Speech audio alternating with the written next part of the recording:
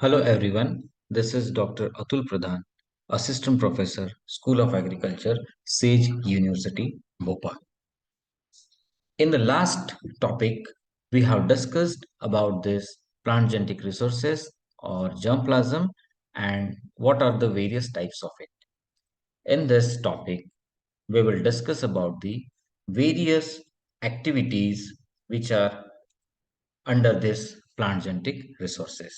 So in this is also called as this germplasm activities. So these germplasm activities are broadly classified into six types, which are exploration and collection, conservation, evaluation, documentation, distribution, and utilization. So these are the six main activities which are under this plant genetic resources.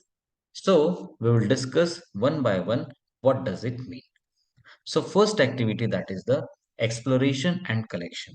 So in this exploration and collection, there are two terms, that is exploration and collection. So exploration refers to the collection trips, means the person or the breeder, he has to explore himself for identifying the genetic diversity. And collection refers to the tapping of genetic diversity from various sources and assembling that genetic diversity or that material at one place, that is called as the collection. So this exploration and collection, this process takes into six important items which are as follows. So first one, that is the source of collection. So this is the most important task, that is the source of collection, that from where we are collecting the material or from where we are collecting the germplasm. So it may be center of diversity, it may be gene bank, it may be gene sanctuaries, it may be seed companies, or even it may be the farmer's field. Second, that is the priority of collection. So means that to which thing we have to give the priority. So in this priority of collection, there are two things which we will consider or which we will give more focus. The first, that is the area, and second, that is the species, because areas may be endangered or may be endangered. So in case of danger areas, it may be hills, it may be plains, it may be rivers, etc. And so that's why we have to select the areas where the danger is less. And second thing, that is the some of the species which are having more risk of extinction. So we have to select the endangered species. That's why in case of priority, endangered areas and endangered species should be given priority for germplasm collection. Third one, that is the agencies of collection. So various crop research institutes and various state agriculture universities which are in collaboration with the NBPGR, that is the National Bureau of Plant Genetic Resources. So at national level for indigenous collection, we are selecting these agencies, or NBPGR is looking forward it. And considering the global collection, so IPGRI, that is the International Plant Genetic Resource Institute, it is considering the global collection. In case of fourth one, that is the methods of collection. So there are four principal ways in which we are collecting the material. So first, that is the through expedition to the areas or regions of genetic diversity. Second, maybe by the personal visit to the gene bank center. Third one, that is maybe through the correspondence with each other. And the last one, that is the through exchange of material. So these are the four principal ways with which we can collect the material. Next one, that is the methods of sampling. So in case of methods of sampling, it may be random sampling or it may be bias sampling. So in case of random sampling, it is effective in capturing of alleles for biotic and abiotic stresses. Whereas in case of bias sampling, it is useful in collection of morphological distinct genotypes. So it is advised that both random and bias sampling should be adopted to tap the maximum genetic diversity of crop species. Next one, that is the sample size. So this sample size, it must be of that size that it can capture near about 95% of the genetic diversity. So for consideration, we have to select 50 to 100 individuals, and in the every site with 50 seeds every plant. So this is about the general sample size for exploration and collection. So that's why this exploration and collection is a highly scientific process. So this is the first activity which takes under this plant genetic resources. Second one, that is the conservation. So conservation refers to the protection of genetic diversity of crop plants from genetic erosion. So this conservation, it is having the two important methods. Uh, First one, that may be in situ conservation, and second one, that is the ex situ conservation. So in case of in situ conservation, we are conserving the material, or we are conserving the germplasm under natural habitat. And this establishment of natural or biosphere reserves, natural parks, or protection of endangered areas or species are considered in case of in situ conservation. But this in situ conservation, it is a costly method of germplasm conservation. So that is the in situ. In second, that is ex situ conservation, means it refers to the preservation of germplasm in gene banks. And this is the most practical method of germplasm conservation. So in case of conservation, two types of conservation, that is in situ and ex situ. Next, this germplasm, it may be conserved in the form of seed, or we can also conserve in the form of meristem cultures. And depend on the conservation, this seed can be conserved for long term. It may be for 50 to 100 years, for medium term, which is having the 10 to 15 years, and the short term conservation, that is for 3 to 5 years.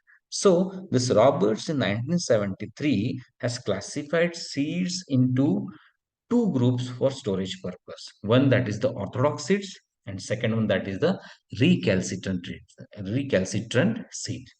So this orthodox seed, so seed which can be dried to low moisture content and stored at low temperature without losing their viability. It is known as the orthodox seeds. And examples may be cereals, various cereals are there, and various pulses are there. The seeds which we are uh, getting in this picture, so that is called as the orthodox seeds. And second one, that is the recalcitrant, so seeds which show very drastic loss in viability with a decrease in moisture content below 12 to 13% are known as recalcitrant seeds. So example for this may be coconut, maybe mango, maybe rubber, maybe jackfruit or oil palm. So this is about the classification of seeds on the storage purpose. Third one, that is for conserving the meristem cultures, we are using the shoot tip banks. Various shoot tip banks are established. So there we can conserve the meristem culture. So this is about the conservation of germplasm. So after conservation, definitely we have to evaluate. So what does it mean? So evaluate refers to the screening of germplasm in respect of morphological, genetical, economical, biochemical, physiological, pathological, and entomological attributes. So in various aspects, we have to evaluate, or we have to screen the germplasm, that is called as the evaluation. So this evaluation of germplasm is essential from following angles. So maybe we can identify gene resources or gene sources for various aspects such as resistant to biotic abiotic stresses, for earliness, for dwarfness, for productivity, and for quality characters. Second, maybe to classify the germplasm into various groups, or to get a clear picture about the significance of individual germplasm line. So for this, we have to evaluate the germplasm. And definitely, in case of evaluation, we are evaluating various characters. So these characters may be assessed by three different methods. That first one, that is the simple measures of dispersion, which contains range, standard deviation, standard error, and coefficient of variation. Second one, that is the maybe we can assess with the help of metroglyph analysis. which is given by Anderson in 1957, and the third one, that is the D squared statistics, which is given by PC Mahalanobis in 1936. So this is about the assessment of these various characters, and this evaluation of germplasm is can be done in different places. Maybe in the field we can evaluate, maybe in the greenhouse, or maybe in the laboratory we can evaluate this germplasm for various aspects or for various purposes. So this is about the evaluation.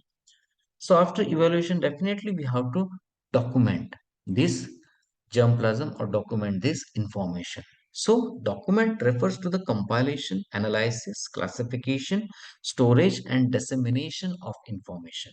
So if we observe, so there are near about 7.3 million germplasm accessions which are available in almost 200 crop species. So definitely this handling of this huge germplasm information, it is not possible manually. So definitely we have to use these electronic computers. With the help of these computers, we can gather, we can collect, we can analyze the information, and we can compile the information in one place. And for uniformity of information, this IPGRI has designed some descriptors and descriptor state for majority of the crops. So this is about the documentation. After documentation, next come, that is the distribution. So after evaluation, after documentation, we have to distribute this specific germplasm lines or this plant genetic resources to the users on demand for utilization in the various crop improvement programs. So about distribution, we can distribute to the breeders, we can distribute to the various resource persons which are engaged in this research activities for crop improvement. So in this distribution, the responsibility of the gene bank centers where the germplasm is maintained and conserved. So it is given, the responsibility given to the gene bank centers. Second thing, this germplasm or plant genetic resources, these are supplied to the workers who are engaged in research work for a particular crop species, and the samples which are distributed, they are supplied free of cost to avoid cumbersome work of bookkeeping.